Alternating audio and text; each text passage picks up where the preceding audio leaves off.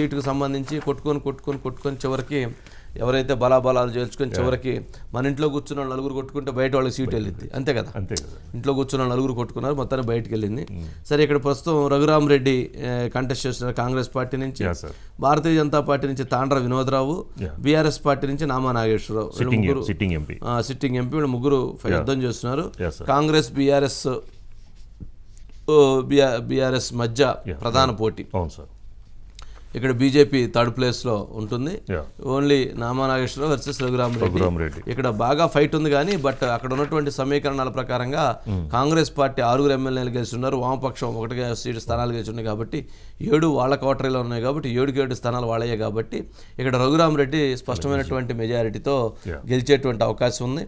నామా నాగేశ్వరరావు గారు సిట్టింగ్ ఎంపీగా ఉన్నారు, బట్ ఆయన మీద ఎటువంటి కాంట్రవర్సీ ఎటువంటి వివాదాలు లేవు. కానీ బట్ ఆయనకి ఇక్కడ ఉన్నటువంటి సమీకరణాల ప్రకారంగా పూర్తిగా ఖమ్మం కాంగ్రెస్ కంచుకోటగా ఉంది కాబట్టి ఇప్పుడు ఎంతో కొంత మెజారిటీతో రఘురామ్ రెడ్డి గెలిచేటువంటి అవకాశం ఉంది. గతంలో చూస్తే పొంగులేటి శ్రీనివాసరెడ్డి గారు వాళ్ళ తమ్ముడు కోసం ఆయన యుద్ధం చేశాడు, ప్రసాద్ రెడ్డి గారి కోసం. అట్లాగే బట్టి విక్రమార్క వాళ్ళ వైఫ్ కోసం లేకపోతే ఇంకొకరి కోసం ఆయన ఫైట్ చేశాడు. అట్లాగే తుమ్మల నాగేశ్వరరావు గారు వాళ్ళ కుమారుడు కొందరి కోసం అడిగి ఉన్నారు.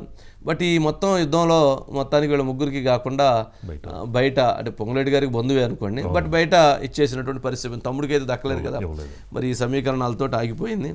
మరి ఇక్కడ గతంలో కాంగ్రెస్ పార్టీ నుంచి రేణుకా చౌదరి 3,99,000 వచ్చాయి, నామా నాగేశ్వరరావు బీఆర్ఎస్ పార్టీ నుంచి 5,67,000 వచ్చాయి.